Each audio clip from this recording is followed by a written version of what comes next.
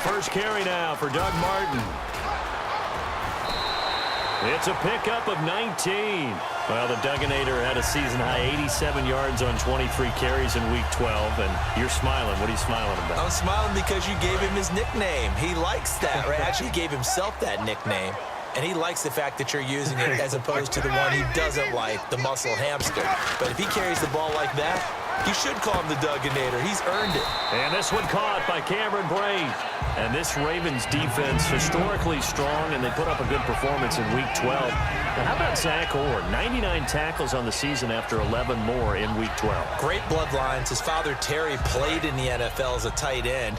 And you mentioned it, 11 tackles in this last game. How about the rest of the defense, though? Eric Weddle still controls center field. Love the way he plays. Had 7 tackles. And Terrell Suggs, he's back from the torn Achilles of 2015. 2 sacks, 2 forced fumbles, and a big win against Cincinnati. 8 total sacks on the season now for Suggs. And when this offense is clicking on all cylinders, the running back is in sync as well. The focal point. Runs, catches, blocks, sets a tone for the offense. They'll run it. Here's Martin. And some space here. The 20. There goes Doug Martin. Touchdown, Tampa Bay.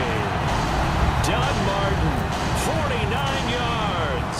And the Bucs have taken a first-quarter lead. And that one gives the Bucs a 7-0 lead.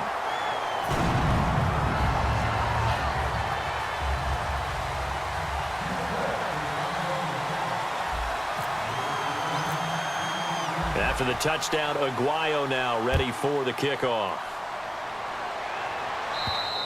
And this will not be returnable. It's out of the back of the end zone for a touchback.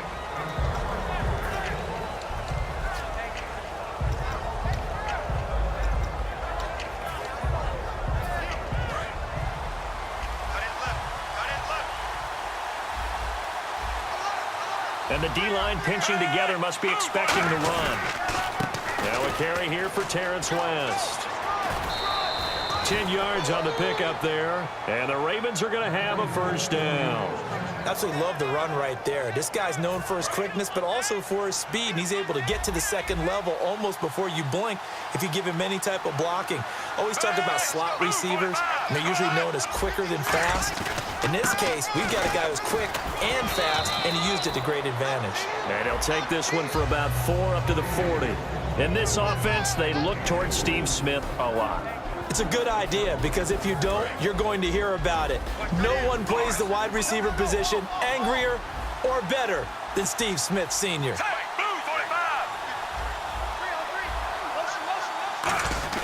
Second down, Flacco now. And hauled in by Pitta. That catch good for only a yard, and it'll be third down. Charles, here's the starting D for Tampa Bay. The suddenly frisky Bucs defense holding Russell Wilson to 1 solitary yard passing in the first half last week. How about that? 1 yard? 1. And I also sacked him 6 times in the course of a game. And let's face it, when Russell Wilson is moving around and he's back to full health, you really don't expect to get to him that many times, do you? No, so credit to this D. They're stepping up. In motion right is Smith. Third down, Flacco from the gun. And he's got a man open. That's Allen. Buck Allen. And all the way in for a Ravens touchdown. Buck Allen, 59 yards. And the Ravens are an extra point away from tying the football game. And he knocks it through. So a tie ball game here as the kick's away. This is fielded at the goal line.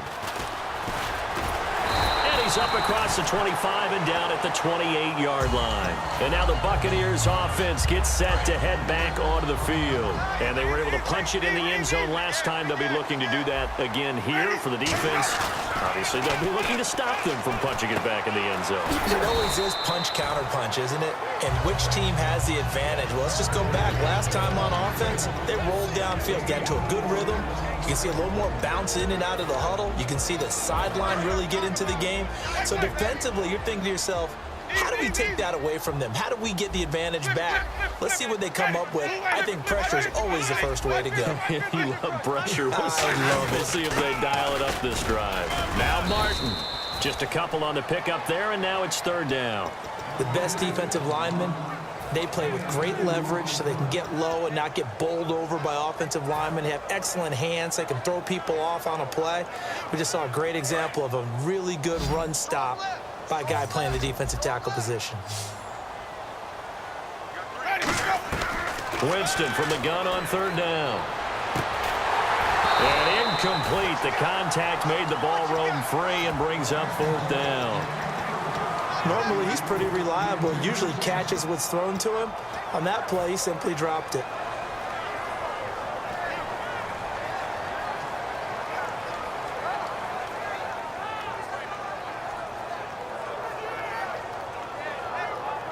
NFL teams last year a little under 50% on fourth down conversions. This is a bit tougher. 4th and 4.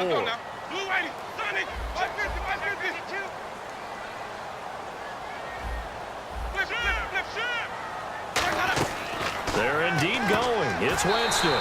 Evans has it left side. So certainly an interesting call there to go for it as Baltimore comes back out. You mentioned earlier the importance of them being around 100 yards rushing to have a lot of success. And when week 12, West and Dixon, they were mirror images of each other. 13 carries, both right around 50 yards. And don't forget, quarterback Joe Flacco and his knee brace ran for 19 yards. So they were comfortably over 100 yards before they gave it back at the end of the game. Punter Sam Cook took a 23-yard safety. Smart football for Baltimore at that time, but it hurt their rushing total. But when they run the ball well, when they're effective, that gives them a chance to win every game. On second down, Flacco to throw. Got a man, and he hits him in stride. And he'll be out of bounds just inside the 25-yard line. All right, I'm doing my rudimentary math here. That's his third catch here in the first quarter. I don't know if it's just game plan or he's just finding his way open. And maybe a little of both.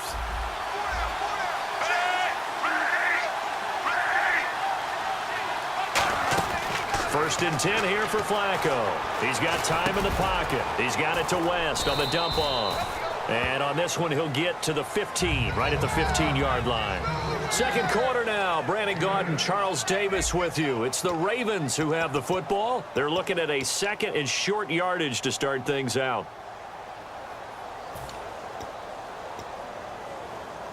And the defense with their backs against the wall a little bit here as the offense is in the red zone. They come up in an offset eye.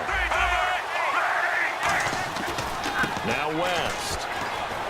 And they'll bring him down at the 13-yard line. 2 yards on the pickup there, but it's enough to give him a new set of downs. Not too many more ideal situations in 2nd and 2 in order to try and pick up a first down. They ran it and picked it up. So the run moves the chains, and here we go on first down. One receiver left, 2 to the right. First and 10, and Flacco looking to throw. And that's incomplete. It's always tough for the guys throwing the football when they think they've got a completion and the ball's almost there, and then someone sneaks a hand or two in and bats it away.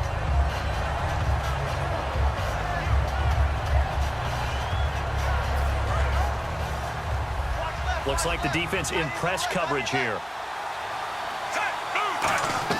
Incomplete on first down. Now Flacco on second. And incomplete there. A nice hit. Jars the ball free and brings up third down. Everything looked right on that play except the conclusion. He dropped it. An in route going into a little bit of traffic. Maybe in the back of his mind he was wondering where the hit was going to come from. So a ways to go here on 3rd and 10.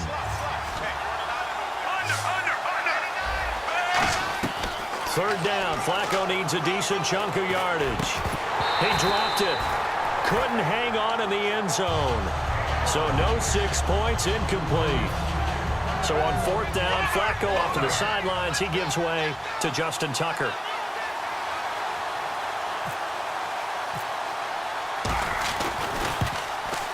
And Tucker's kick right there. It's good. And I think now's a good time to point out that Justin Tucker, and we can thank Ed Brady for this stat, became the first player in NFL history to hit 3 field goals of 50-plus yards in the first half of a game in Week 12. How about that? 52 yards, 57 yards, 54 yards. And you know the leg Justin Tucker has. He's not just eking the ball over the goalpost either. When he hits it, it's still rising as it goes through from that distance. He's phenomenal. Absolutely a terrific weapon for Baltimore, and maybe the difference in their season going down the stretch. And he'll wind up with about 6, up past the 30 to the 31. First play of the drive, let's give credit all around. Excellent blocking, but the guy carrying the ball, he was the finisher. A really nice run. They'll come out in the pistol. They run it again with Martin. And he'll be limited to a short gain up to about the 34-yard line. A 3-yard pickup on 2nd and 4. Now they'll need to convert here on 3rd and a little more than a yard. So it is 3rd down now, but less than a yard to go.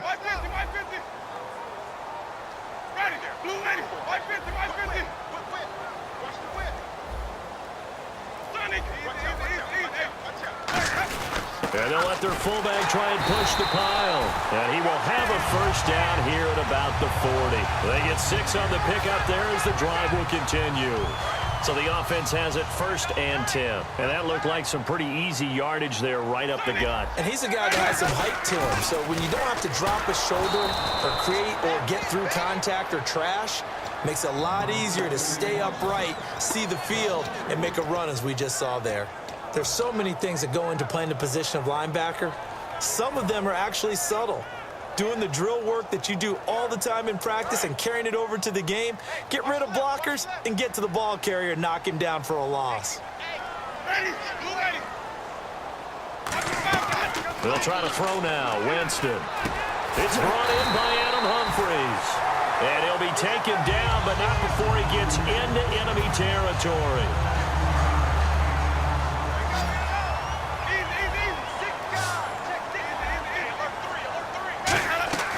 Jameis now on 1st down. Shorts on the reception over the middle. That throw good for 4. It's 2nd down.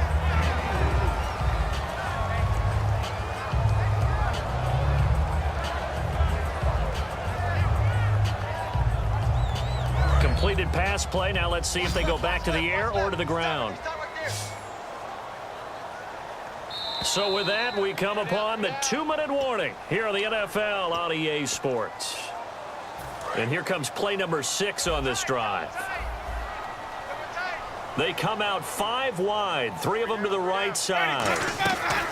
2nd down, Winston. And the hit jarred it loose. It's incomplete. And that drop will cause a little bit of angst for the play caller because you know they've worked all week game planning and flexing the tight end out and making him a matchup issue for the defense. They had what they wanted, and he drops the ball. Yeah, just couldn't hang on to the slant. 7th play of the drive upcoming here on 3rd and 6. Evans comes in motion right.